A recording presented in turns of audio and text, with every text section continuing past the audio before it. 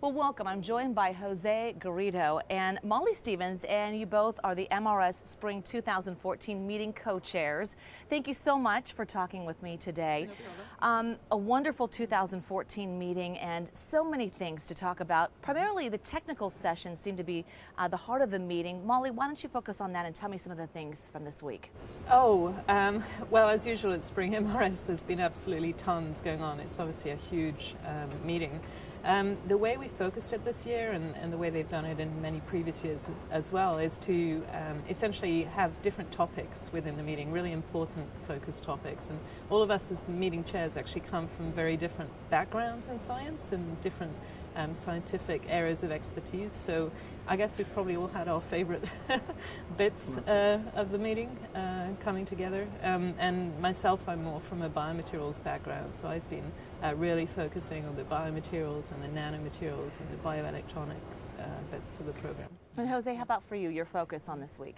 So I'm more focused on electronics, optoelectronics, and a bit of energy. Yeah. So we have seen the last week, compared to previous years, and we have seen is that the energy cluster is growing very much. So we have a large number of submissions in this cluster. And obviously energy is going to be very important for materials research. So we believe that materials can play a big role in tackling the new challenges for energy. When we talk about submissions and tutorials, you must have had hundreds to pick from. So how does that process work?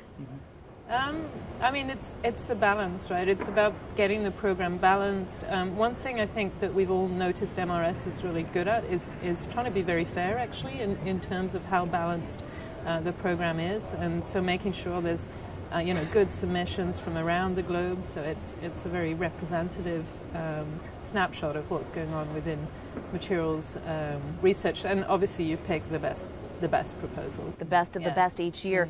Do you see the same type of topics for next year, or some things you didn't pick this year that may be introduced next year? Well, topics have been changing obviously from year to year, but it's also we see a trend which we said, typically we have clusters now in energy, nanomaterials, electronics, optoelectronics, and we are seeing more and more on the theory and characterization, so developing new tools to look at the materials with the new eyes. So that seems to be also very important for the coming years. One thing I've noticed a lot as well, and it's also got to do with how we've geographically located the different clusters, is that people don't just necessarily stick to one cluster, right? So you'll have people in bio and nipping back and forth to nano, and soft materials people in there as well. And I think that's really, really nice in terms of getting a broader learning of what's going on. That's kind of the goal of the symposium, correct? Yeah. Correct. This is one of the goals, and I think that one of the very special things of MRS meetings, that it is not very specific to one single topic, and like young researchers and also more senior researchers can really see and broaden their scope with such a large number of topics. Well, it's clear attendees will walk away with a wealth of knowledge. I thank you both, Jose Garrido and Molly Stevens. Thank you so much for talking with me. Thank you. Thanks.